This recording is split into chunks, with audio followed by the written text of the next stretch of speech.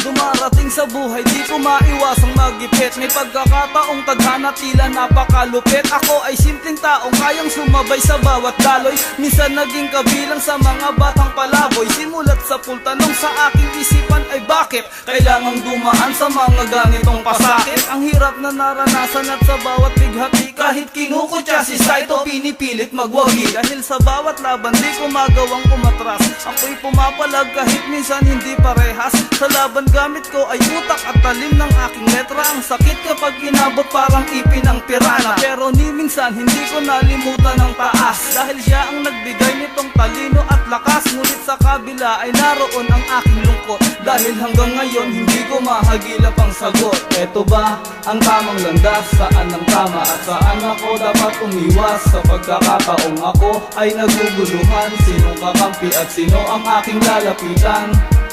Eto ba